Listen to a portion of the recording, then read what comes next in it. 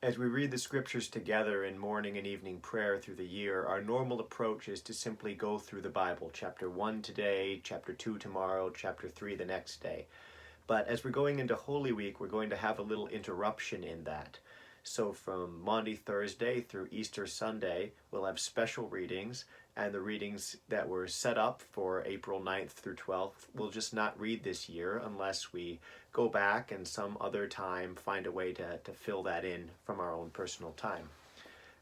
But I want to look at those readings, not so much the readings for the Triduum because they're all over the place, but the readings that we are going through this week.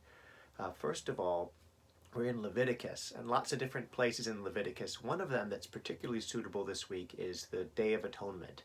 One day of the year, the high priest would go into the temple and he would actually enter the most holy place just this one day with a blood sacrifice, which was to cleanse the temple from all the uncleannesses of the priests and the people. Now, in Holy Week, we also hear readings from Hebrews in the lectionary readings for the Eucharist, because Jesus fulfills this in a special way. He, as the great high priest, offers himself, his own blood, once for all as a sacrifice of atonement, and he enters into heaven itself by means of his own blood, the great high priest doing something that never has to be repeated again. We are also this week in just the opening chapters still of the book of Mark. We're hearing about some of Jesus' early teachings on the kingdom, on his parables. And these readings, right before we break off for the Triduum, we hear about the death of John the Baptist. John is the last of the Old Testament prophets and martyrs. And as they did to the prophets, ignored, rejected, and killed the prophets, so now they will do to God's own Son.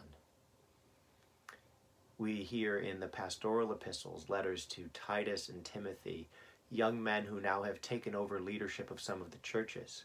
Paul is toward the end of his own ministry, has experienced great sufferings, and he is warning them to be prepared to suffer as a good soldier for Christ Jesus. Just as the prophets who prepared the way suffered, just as Jesus suffered, so those who go and proclaim his word, they will suffer too. Finally, this week we're also reading in Job. We're starting the main body of the book. We've heard about how Job has lost everything, and now he begins to lament. He begins to utter his complaints over this situation. Honestly, just breathtakingly heartbreaking the way he describes it. And then his friends listen, and they try to basically give easy answers. Well, bad things don't really happen to good people, so you must have done some sort of sin. What can you do to make this right and get back on the track you were on before?